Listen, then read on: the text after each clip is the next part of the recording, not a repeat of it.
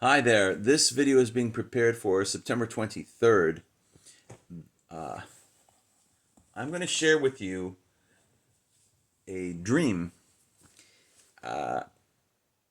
It's pretty cut, straight, not a lot of cryptic parable style language to navigate through, but a very interesting one. I had no prior thing related to what I'm about to tell you to warrant the contents of the dream.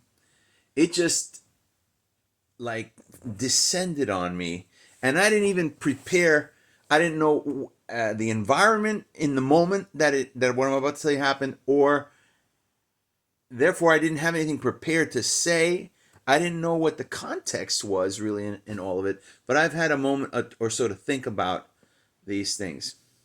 26 of Psalm, to introduce it, and first of all, the entire Psalm is going to be made available to you in audio form at where this gets published is the daily digital devotional right here, free digital devotional. It's part of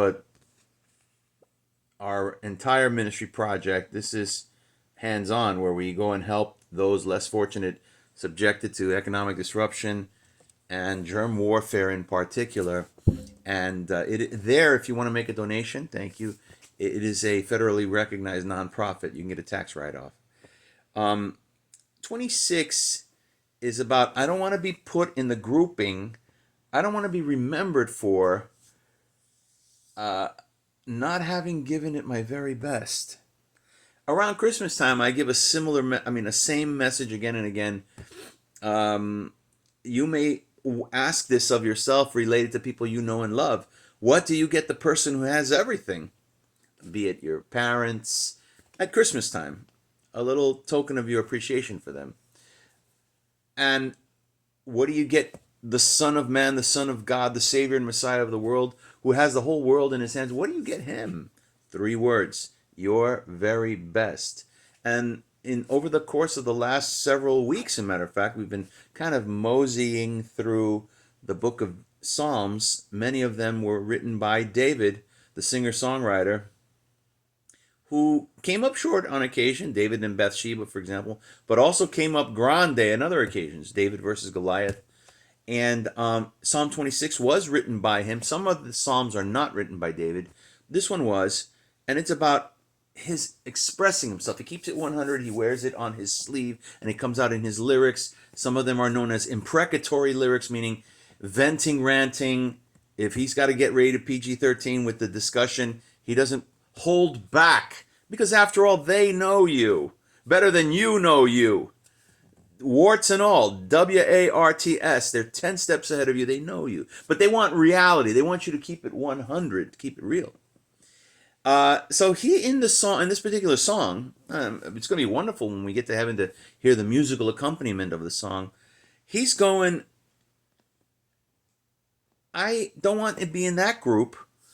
I really haven't given it my very best, and yet I strive for it. And David's talking in earnest. I'm genuinely wanting to be in a pursuit of perfection, which is what we've been talking about lately. Resisting unto blood is a requirement of that, and knowing where to detour if you're suddenly feeling tempted to reward yourself. And there are rewards and incentives both in the hereafter and here and now for taking care of biz and standing your ground when temptation strikes and those vibrations are all around. He says there's other people that on the surface appear magnanimous, generous to a fault, and there is that's all a facade, a veneer. And if you pull back the veil, you see the hypocrisy, you see the real ulterior motives. Oh, the Inflation Reduction Act, an oxymoron such as jumbo shrimp. Jumbo shrimp, those two words don't mix, but yet we have jumbo shrimp, right? So this is he calls out people in this particular passage about people that are on the take. that are taking bribery, more than willing, excuse me, Hunter, more willing to take bribes in exchange for influence, access to the president, uh, this kind of thing. We need to set ourselves apart with that. And we've been talking recently the words verbatim, not figurative, not allegorical, but literal. Jesus says, "Be holy, for I am holy." Not when you get up there, but now. And blamelessness is attainable. I have been putting it to the test over the last few days. Listen, I'm a sensualist, a foodie, for instance. I love that. Some of it now has gotten to me where it's harmful because those of you out there, they coined a separate word, and you don't sometimes put the two things together until somebody brought it to my attention in the taxi. I drive a taxi saying diabetes is cancer. It's reversible, but you've got to carpe diem. You've got to take captive where necessary, or it's curtain call, and you're the one who expedited, sped up your own demise, your own death, and it was never part of the original plan. With all of that said, here comes the dream, and it just happened today in the afternoon. I am in a very clean, with plants like in the foreground, in the background, an office. The office is very sterile. Uh, I'm on in the outside of a desk, like a reception area, and I don't know why, but for the purposes of the dream, sometimes it's not made clear exactly, right? Uh, I was, and not there is no thing in reality currently where I am parallel to the dream. There's nothing that I'm holding out on, waiting for. I'm not waiting for anything right now. But I see the receptionist as a slender, maybe Mediterranean woman, dark hair, business professional, tall, walking toward the desk. And I say, hey, again, this question popped out of nowhere. It's part of the dream. And most of the time, frankly, I don't remember dreams with detail. So this to me is matching up with Psalm 26. Uh, hey, and I caught her attention. I go, hey, quote, end quote, exactly what I said. Hey, when are we getting paid?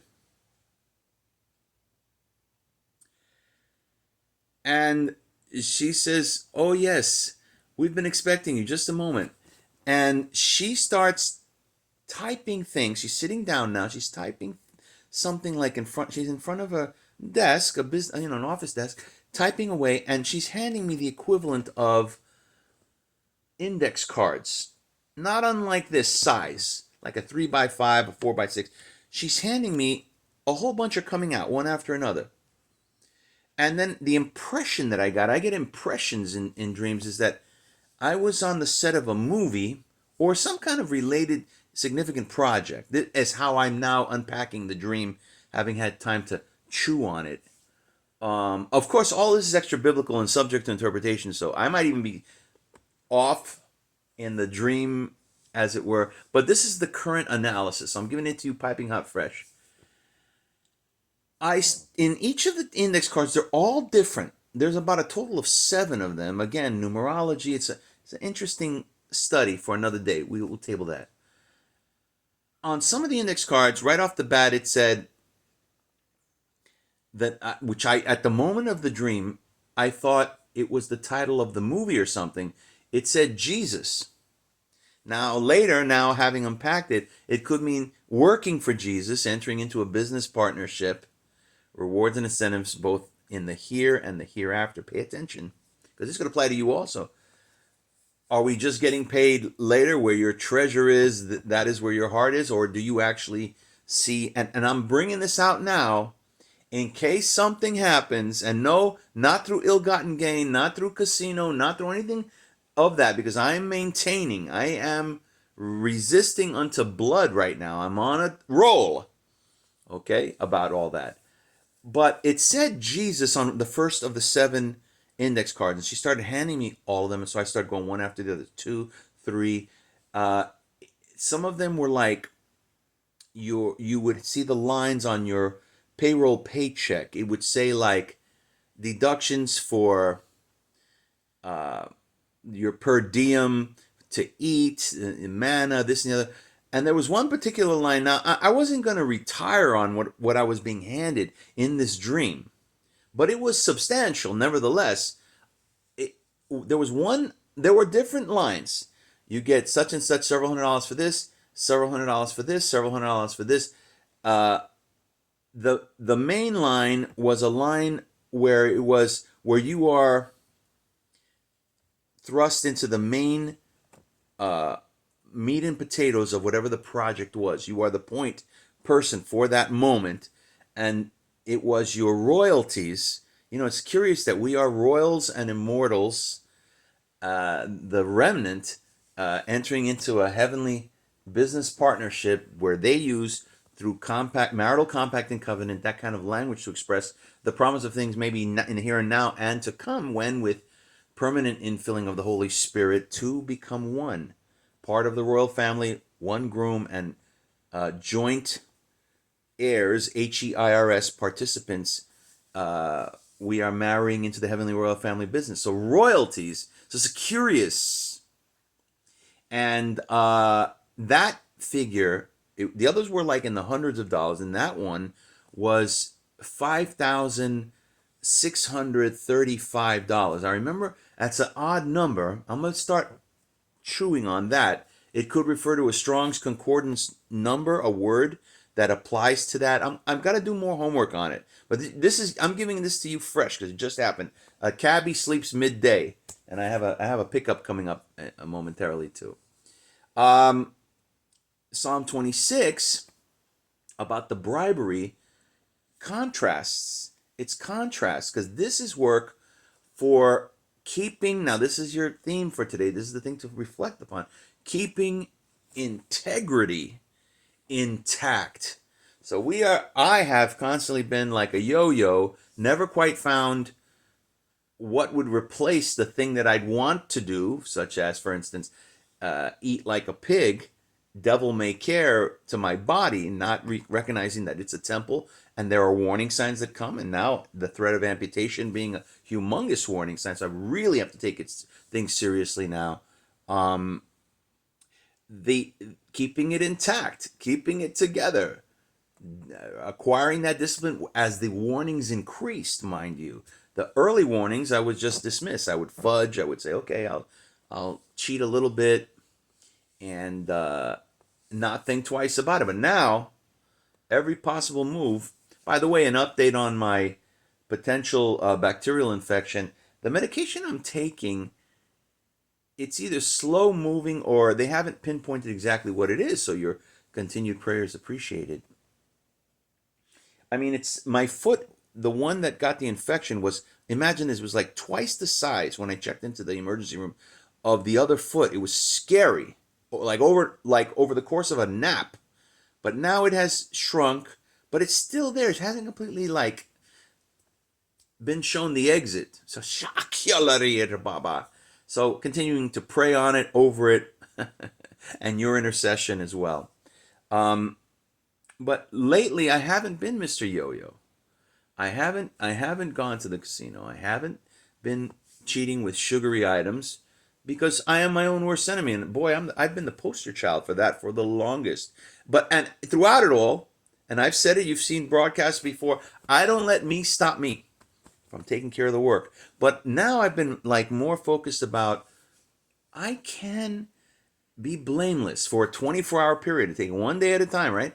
And day 2 doesn't mean, well, now you get to take a break. Congratulations. This is the enemy talking. Congratulations. You did a day blameless, right? Oh, you did a fasting for 40 days. I'm coming up on an anniversary, 2-year anniversary of having done a 40-day fast. That was hardcore because it's the first one I had ever done. Hardcore to be that disciplined. And now I'm finding other ways of bringing myself at peace and getting over myself, basically, to achieve that level. I don't want to be categorized in the same group as the people that were constantly any from one moment to the next disrespecting God. I want to be intact. I don't want my body to be chopped up because of stupidities with amputation. I want to completely get off of diabetes medication, and I'm going to do it. I am pretty disciplined, and I am my toughest critic. So for the meditation today, all of that with the dream didn't last much longer than that. And I was looking at the 7 index cards, and I was like, "Whoa!" I didn't know how much I was going to get. So I have a feeling that something good is coming in the here and now for all this work that Team Jesus does, publishing daily, tirelessly. That's real leadership. You are welcome. Because I don't take a penny. No hanky panky funny business with donations. Nothing. I strictly the taxi has been my bread and butter, and it has served me well. But I'm talking about some kind of windfall, some kind of pennies from heaven manna, something special. And you heard it here first. We'll see you tomorrow. Holy kiss, Batman out.